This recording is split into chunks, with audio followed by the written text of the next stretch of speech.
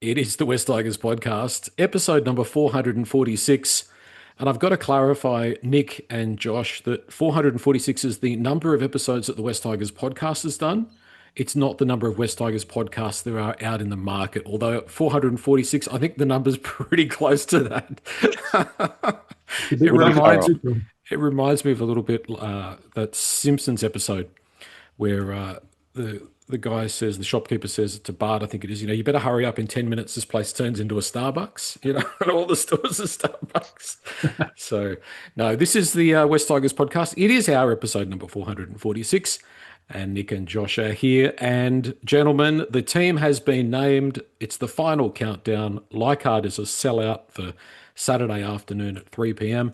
How are we feeling? Nick, are you confident? I've got a few things to ask you about your Saturday, but sitting here tonight, how do you feel?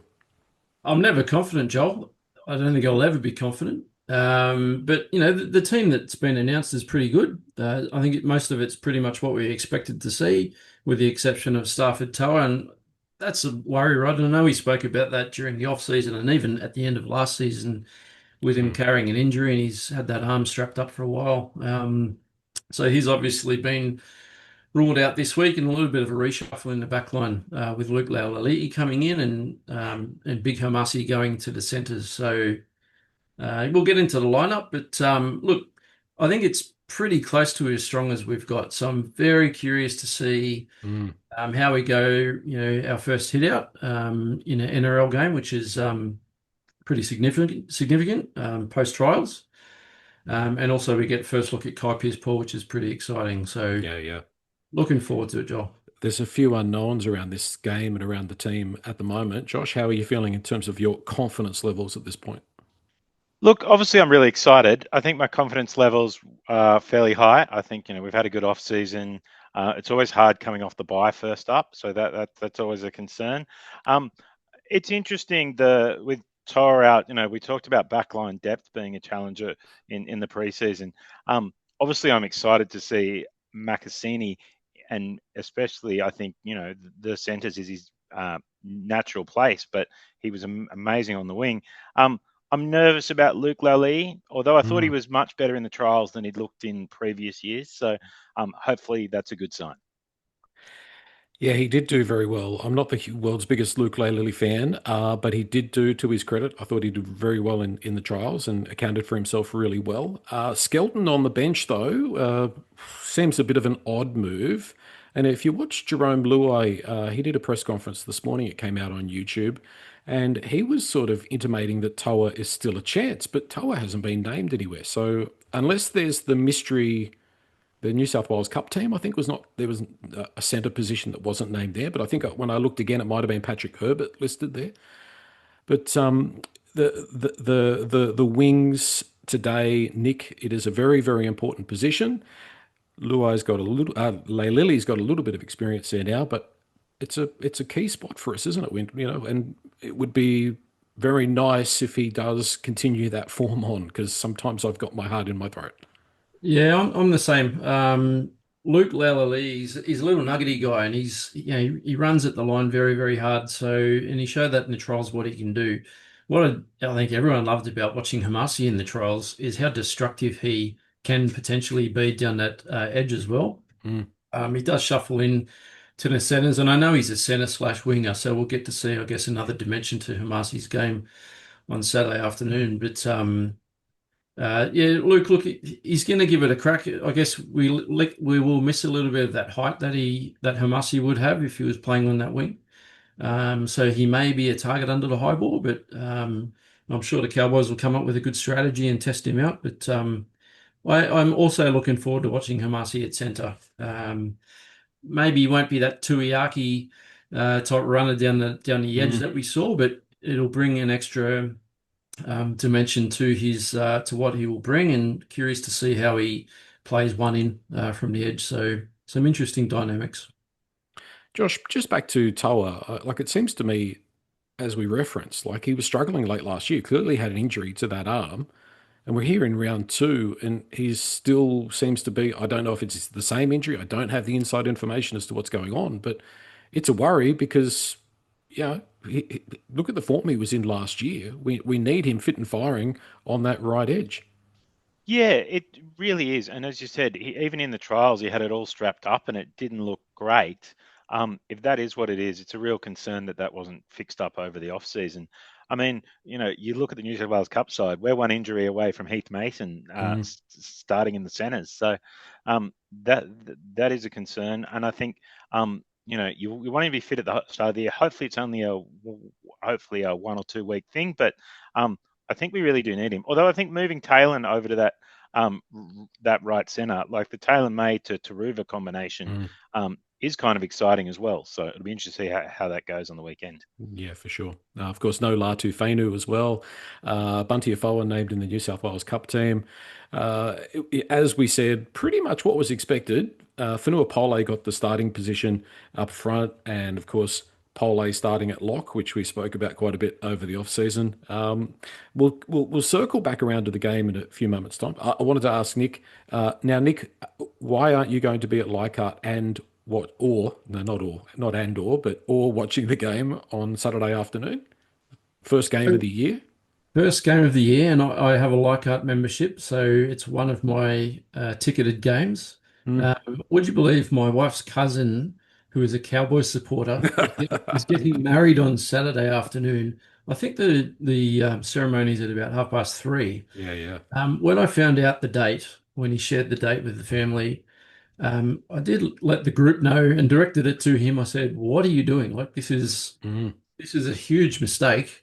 Not getting married, but clearly, got to look at the NRL schedule. Like you just do not schedule a wedding, during NRL season. I know plenty of people do it, but if you're going to, have a look when your team's playing." He had no idea the Tigers were playing Cowboys at Leichhardt, but I let him know. That's why I won't be there. Like I said to you, Joel, just before we jumped on to record, I'll be watching as much as I can on my phone. Just have to be very careful what I yell out during the church service. Don't want to get it messy. Yeah, I'm sure your wife will be very impressed if you're sitting there during the ceremony watching the game on your phone. I think In my Tigers jersey. You might be getting the opposite of getting married if you do that. Well, speaking of foolish scheduling, I booked a holiday this year for September.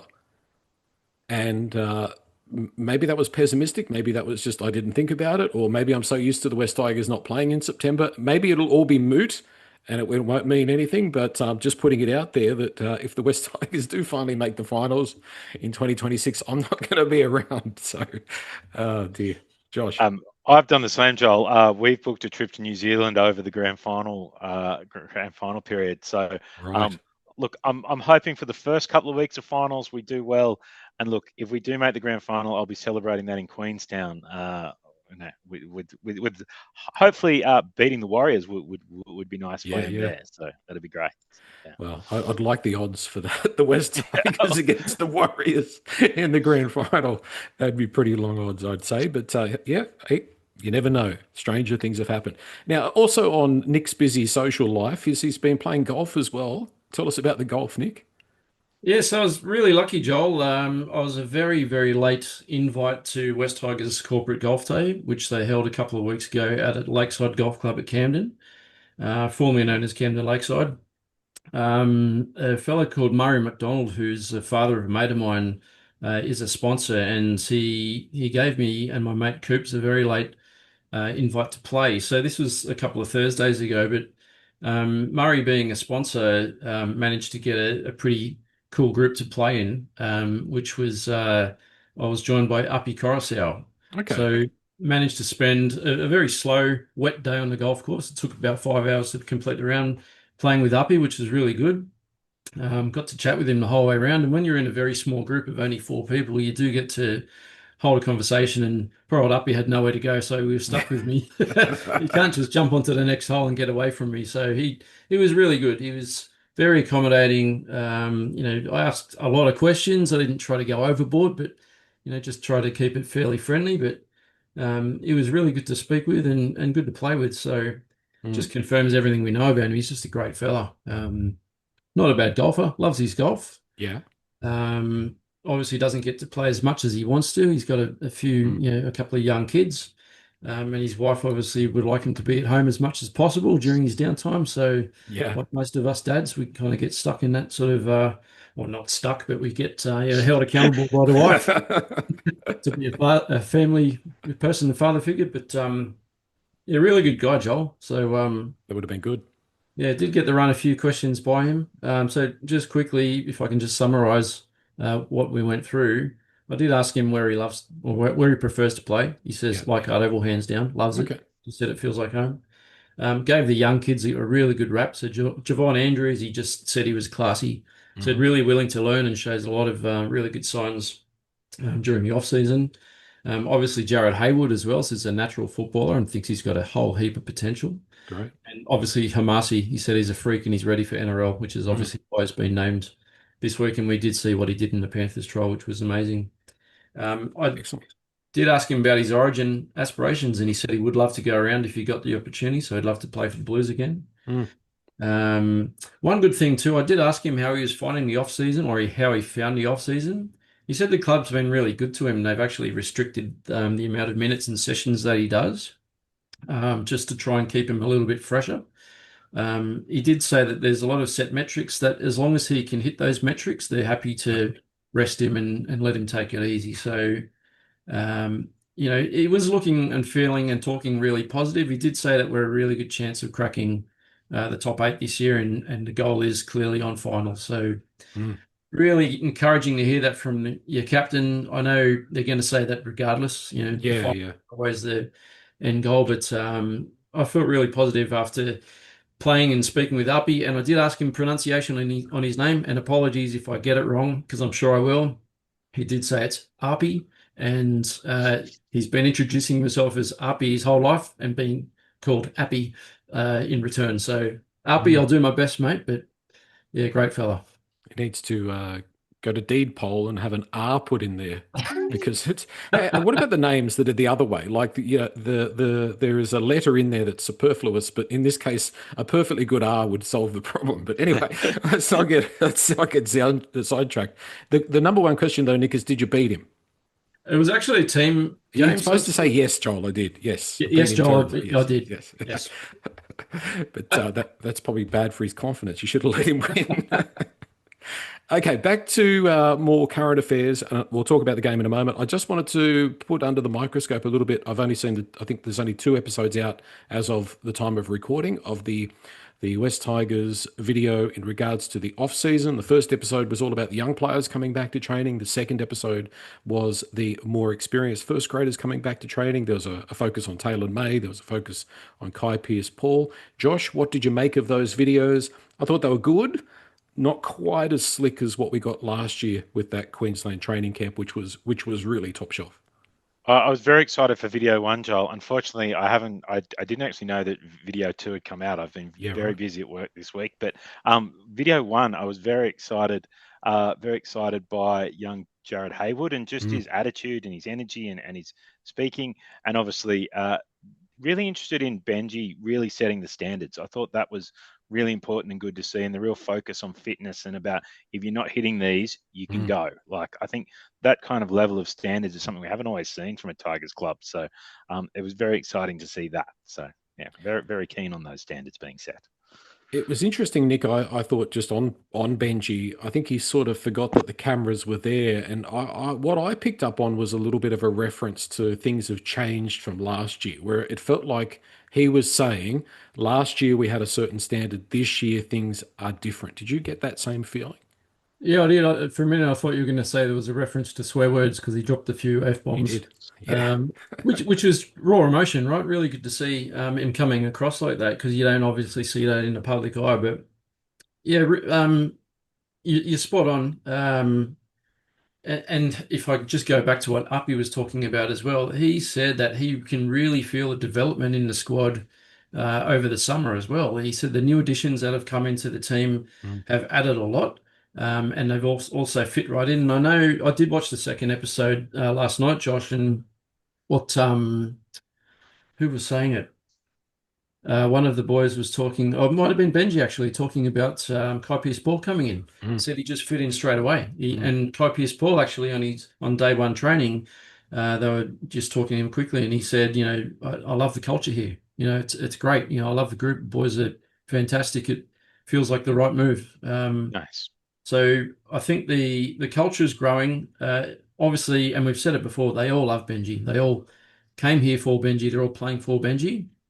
I don't think there'll be any mucking around. And Benji hinted along those lines when he was telling people, if you don't want to, crack down, then there's the front door.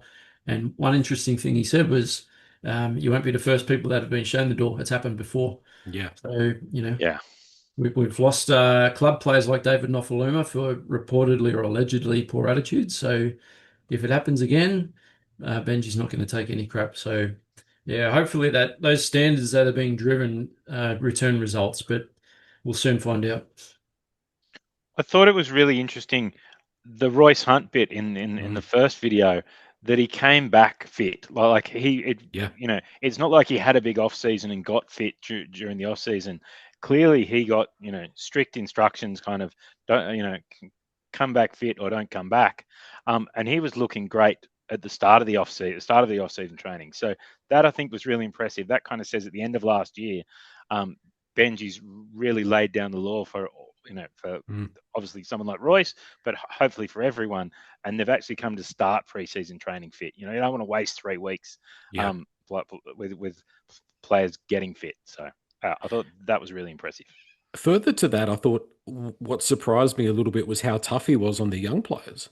Like there was no sort of kid gloves. Oh, it's the first session.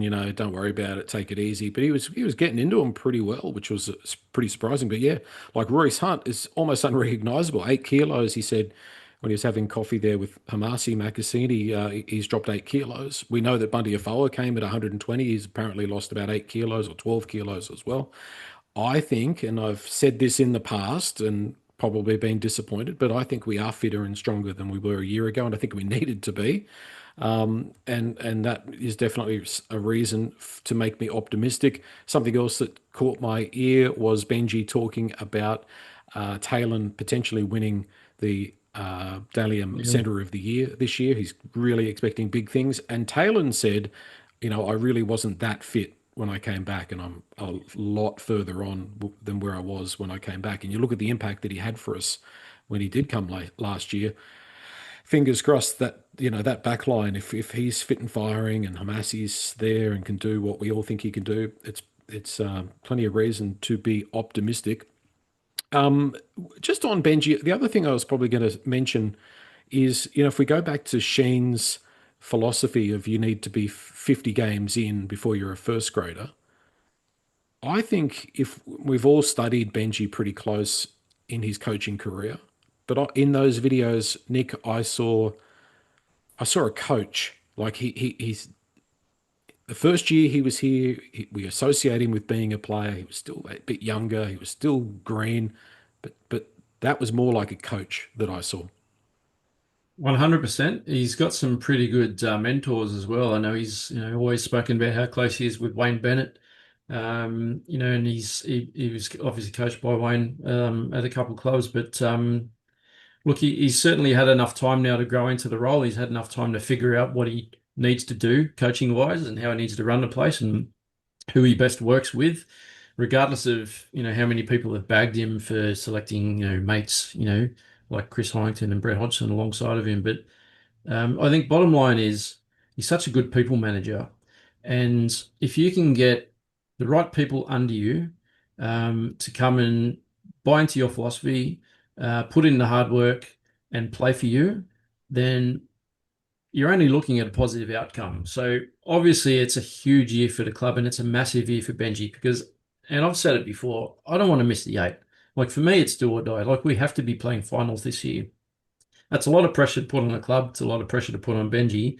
However, after 14 long years of missing out, 15th this year, it's time. So you've just got to buy into it. You've got to believe in it. You've got to what's the word when if you believe enough that you're going to make it happen? Yeah, you manifest it. Manifest it. So the boys are going to be manifesting. I'm going to manifest hard. Try to take the negative hat off this year and be as positive as possible. But I've got a lot of faith in him, Joel. I think good things are coming this year. Are you willing to stick your neck out and say an 8th spot, a 7th spot? I think eighth is extremely possible as long as we don't get bombarded with injuries. Mm. I think we're looking at realistically the bottom part of the eight. I think we've probably had a lot of learnings over the last few years in regards to how we manage games at different parts of the season too. I know we've had a lot of close losses and we've let games go. Um, we've added to the depth of our squad as well. The young guys have got older and more experience, so that all points to an upward trend. So I'm pretty hopeful that we're going to see a stronger, more resilient team this year. So we saw it last year with the results. We didn't get smashed as often. We Yeah. were in a lot more games. If you take that Melbourne game out, it's a pretty decent season. Yeah, when you think that about was it. the only outlier, wasn't it? Yeah, the Melbourne game. I've forgotten about that one, so thanks for reminding me. Yeah, I'm doing my best to forget it. Josh, where do you sit with it all? I think sixth. I think the Right. depth is really good. Partly also I think if you're aiming for eighth and you just miss, then you come ninth. You aim for sixth and you just miss, and you're still in the finals. So, I think the depth is much better. To Nick's point, I think we lost a few games last year. I think we lost every game that Heath Mason started. And that's not a criticism of him, but it's just a sign of your depth kind of thing. And I think that's the thing for me is that depth. Jock Madden coming in the halves. If we lose a half, we have Latu and we have Jock. If we lose some of the forwards, I think we've got good depth in the forwards. So I think we have a real shot finals. Taylor May is virtually a new. Taylor's virtually a new signing. Yeah. Kai Pearce-Paul's a new signing. Adam Dewey spending the whole year in 7. He played 18 games out in the centres. Macassini is new. I think a lot of our guys are still relatively young, so they're probably on an upward trajectory. Obviously, the big ones, and I think Jerome had a good first season, but you always get better at a new club in the second season because, last year he didn't start training until halfway through Jan. Like you just don't have that kind of time. That kind of time. I think he'll get better. I think some of the other new guys from last year will get better. I think this could really be, and I think some of the other clubs. I think it's probably closer across the comp. We have. We generally last year played better in day games. I looked and we have 17 or 18 day games this year, and I think that always seemed to help our footy. So, yeah, top 6 for me. Yeah, I was going to make a point about Luai and his second year. Like, I think if we look back in hindsight and look at his first year here and his first off season, there was so much talk going on about a certain player and about how he has to be managed and handled and all of those things. And it must have been awkward for Luai coming in from the position that he was in to coming into a whole new club and being in the midst of that. And I think he looks a lot more relaxed and I think he looks a lot more ready. And it looks more like it's his team. He needs to perform. He needs to be consistent. We're paying him the big money. We need to see more of him commensurate with those better conditions. But I think also, as you said, Dewey having an off season. It was also mentioned in that West Tigers video that this is his first time. I think, Nick, from memory, I think he was saying that this is the first time he's had a full off season since he debuted with South. Which is massive. Huge, because he's had some ACLs and he had his he actually had his facial injury end of last year, wasn't it? Yeah, I think it was. No, or the year before 24, was it? Maybe? Year before. Okay, well, he was back in time for day one, which was fantastic this offseason. So, ready to go and feeling strong. So, all the first 2 videos we saw were all early November, so pre-Christmas. And I've just seen a notification come in as we've been recording that episode 3 is dropped of Rising. So, I'll be watching that after we record tonight and looking forward to that. But yeah, it's a great series so far. Little 20-minute videos, but going to be fun to watch how that group progress over the entirety of the preseason up until the trials. And obviously, we're about to play our first game, so very exciting. Yeah, and it's no disrespect to the guys that have made this one. It's still very good. I just thought that one we did last year was just a step above. But hey, that's the way it works out sometimes. The other thing I was going to mention from the Jerome Luai press conference was he pretty much let the cat out of the bag that we're going to Vegas next year. Yeah, like there's no book your tickets. I reckon it's a done deal. So that's interesting. If I can just drop one thing on that, at the golf day, at the luncheon, we had a sit down lunch, and it was incredible. I actually sat at a table. I had Uppy on the other side of me, I had Romy next to me, who was next to Taylor May, Sonia Taruva, and Dream. Buller. So it was, and then there was myself. Bit of a spin The out, but highest paid person there. Yeah. yeah, correct. But by this stage, the day was done, right? So everyone, all the boys were kind of in boy mode. It was almost like watching high school kids at 2:30 Yeah. in the afternoon when they can't focus. They were all chatting to Yep. each other and clearly not stuck in a group of four golfers, three of them they don't really know. But I did ask Romy, I said, "Oh, what's the go with Vegas? Do you reckon we're going?" And he said, "Oh, mate, we're a lock. We're locked in." He said, "Book your Yeah. tickets." And I Yeah. said, Yeah. "What? A lock?" And he shouted out to Taruva, he goes, "Yeah, we're going to Vegas." And Taruva goes, "What? What?" He goes, "Yeah, we're going to Vegas." And then Jerome actually said to me, "That's why Richo got sacked." Oh, really? All right. Well, yeah, I've been let's pulling have. my leg, but Yeah. he Yeah. said we're locked in. So I think it's a good chance. Okay, the game on Saturday. I'm going to firstly start with having the bye and coming off the bye. Everybody else has got. We've got basically 40 minutes. We're not even all of our players played in that Panthers trial. Having that bye, coming off the bye, the Cowboys have got some more game time in their legs. Josh, help, a hindrance. We're fresh. We're a little bit underdone. Where do you sit? I think it helps to be fresh to an extent, and I think it probably helps in this match because the Cowboys had to fly to Vegas, so they've had that kind of Mm, all that travel and all that kind of. Um, yes, they didn't play last weekend, but it's a big couple of weeks to kind of go over there and come back. So whereas we're coming in fresh, so that from that perspective helps.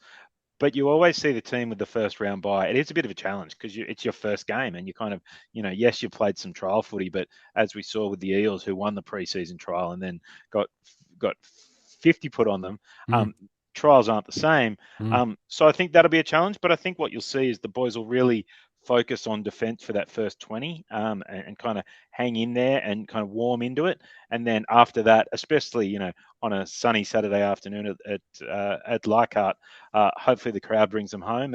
And yeah, but I think it's a balance. Yes, we have some challenges with that bye, but you are fresh and hopefully injury free. And also Benji did coach us with a first round bye 2 years ago, so hopefully has learnt lots from that. So Yeah, yeah. God, who was that against? no Parramatta? No, idea. no No, idea. no. Too long ago. I think we lost though. That's what I remember. Oh, So well, yeah. I think that was Canberra. Yes. Yes. Yes. Yeah. Yes. But that's a good point because coming off the bye first round, Nick, and then there is something to be said about then playing at Leichhardt. And it could have been Campbelltown. I'm not highlighting that, but having that home ground advantage on a ground that, typically, traditionally, more often than not, we've done quite well against the Cowboys. I have one particular game in mind where I think we were behind by like 40 points at half time. But other than that, most of the time we account for ourselves very well at Leichhardt. yeah, we do. I actually wish the Cowboys could bring back Jonathan Thurston for this game because he Yeah. never won a game at Leichhardt. So Yeah. that would have been nice. But yeah, I mean, our first game of the year coming off a bye, like we've just said, the boys are obviously going to be extremely keen to rip in. There's going to be no excuses. I've just had a quick look at the forecast. No rain forecast and 25 degrees. So sounds like a pretty good afternoon Mm. at Leichhardt. I wish I could be there, but I can't. I'll be there Yeah. in spirit. But yeah, the other thing too, Cowboys, they went to Vegas, like you said, Josh, and they lost, so they'll be disappointed. I hope they've got a Vegas hangover, and I hope they haven't acclimatized too well coming back to Australia. But they're going to be pretty fired up as well. Mm. The fact that they went all the way over there and didn't get the 2 points. So yeah, there's never a guarantee in the NRL. Doesn't matter who's playing who. Mm. Yeah, I'm quietly confident, but I'm not going to say we're specials. I never will against any opponent, but there's no excuses, is there? I think it's time for a round one win, and away we go. Round two win. Round two win. Correct. The bookies have us as favourites at this point, which is pretty interesting as well. What do we think about the bench? So Madden, probably a bit of a surprise. Now the New South Wales Cup team, they play 2 p.m. at Lidcombe, so I and we had all presumed that Madden was going to be steering that New South Wales Cup team around, but he is there and ready to go on the bench. Sione, Hunt, Seyfarth, Hope, and Skelton. And then there's an extended bench of Gaia, Suka, and Mason. I don't know how Gaia and Suka, I don't know how any of them are going to play if they play at Lidcombe because they're all named in the New South Wales Cup team. But anyway, what do you think about the bench, Josh? Is there enough thrust off that bench? I thought it's Yeah, okay. It's not thrilling me. look, I think you're probably and it's a six-man bench, but I think Sione, Royce, and Alex will kind of share the minutes with Twal, May, and Pole. Seafath might get a little less, as would Hunt. I think the others will kind of share those minutes across them, so that kind of makes sense. And I'm, they're probably the guys I would have picked too. Jock Madden's an interesting one, but he played so well over the trials. I'm just interested to see whether it's Jock Madden coming on for Appy. Like that's Yeah. which I assume it is, given he's been named in the 14, and Hope's just there in case there is in case there's an injury, I guess. So, yeah, it's really interesting to see how Madden goes if he comes on for 15, 20 minutes at hooker, and how that kind of works will be really interesting to see. So, yeah, and look, I think hopefully Tristan doesn't get on and we don't see him. Just because it probably means there has been any injury to, probably any injury to someone in the spine, which hopefully we don't see. Skelton, it's an interesting one with Skelton. Like, if he's fit enough to come to be on the bench and therefore playing or available to play, Yeah. it's interesting that he isn't named on the wing. Like, I guess he didn't play really in the trials and things, but if he's fit enough to be in first grade, I kind of think I'd have him above Lally on the wing. But obviously, Luke must have trained really well. Yeah. And yeah, I thought that was really interesting. It seems a bit odd. Yeah. What about the omission of a guy that you said was a guaranteed selection in round two, Charlie Murray? Remember, you were pretty confident. He's missed out.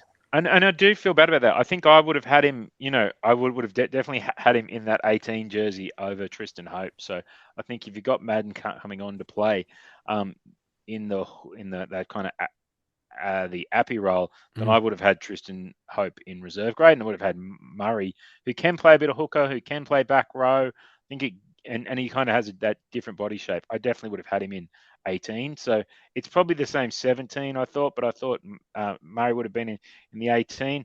And I'm a little surprised about the Skelton bit, but I guess I probably expected Toa to play, and therefore you might have Skelton or Lally or someone with a bit more versatility in the outside backs. I mean, Skelton can only kind of play wing, so it'll be interesting to see what that's about. So, but yeah, kind of disappointed to see Charlie Murray, but I did note he was captain of the New South Wales Cup side, so obviously they've got plenty of wraps on him still, and I think we'll see him in first grade soon enough.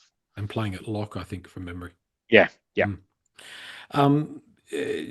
Just in regards to the selection of Madden, Nick, and what Josh is saying there in terms of moving Twal up into the prop rotation, is there a chance that Madden plays some half and Dewey ends up at 13? Is that something that we might see?